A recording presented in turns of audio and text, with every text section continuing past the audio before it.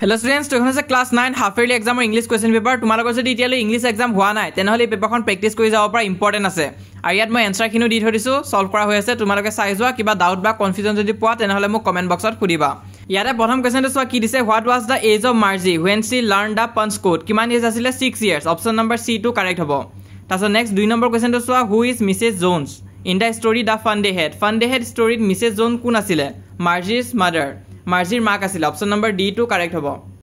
Next তোমালোকে 3 number কোৱেশ্চনটো চোৱা এছাৰছন ৰিজনৰ কোৱেশ্চন হয় এছাৰছনত দিছে Margie prefer the old kind of school আৰু ৰিজনত দিছে all the children study together in those old kind of school and they could love and play there তো মাৰ্জিয়ে পুৰণা ধৰণৰ স্কুলবিলাক বেছি ভাল পাইছিলে কিয় ভাল পাইছিলে কাৰণ তাত ষ্টুডেণ্টবিলাকে একেলগতে পঢ়িছিলে আৰু একেলগতে ফূৰ্তি কৰিছিলে তো অপচন নম্বৰ এ টু কাৰেক্ট হ'ব both A and R are true আৰু আৰ টু এৰ কাৰেক্ট এক্সপ্লেনেশ্যন হয় তাৰপিছত 4 নম্বৰটোত কৈছে যে ইয়াৰ ভিতৰত কোনটো কাৰেক্ট নহয় তো ইয়াৰ কাৰেক্ট এনসাৰটো অপচন নম্বৰ ডি টমি হেতু কাৰেক্ট নহব তাৰপিছত নেক্সট তোমালোকে 5 নম্বৰটো চোৱা কি সুধিছে how much time did country inspector take to repair mechanical teacher কিমান টাইম লৈছিলে about an hour option number C টু কাৰেক্ট হ'ব তাৰপিছত 6 নম্বৰটো চোৱা ইয়াত আকৌ এছাৰছন ৰিজনৰ কোৱেশ্চন হয় এছাৰছনত দিছে Evelyn's parent were advised that she should be fitted with hearing aids and sent to the school for the deaf এইটো হৈছে এছাৰছনটো কাৰেক্ট হয়নে এইটো কাৰেক্ট হয় আৰু ৰিজনত দিছে Evelyn Glennie's hearing was severely impaired as a result of gradual nerve damage এইটো correct হয় ইয়াত হ'ব both A and R are true and R is correct explanation of A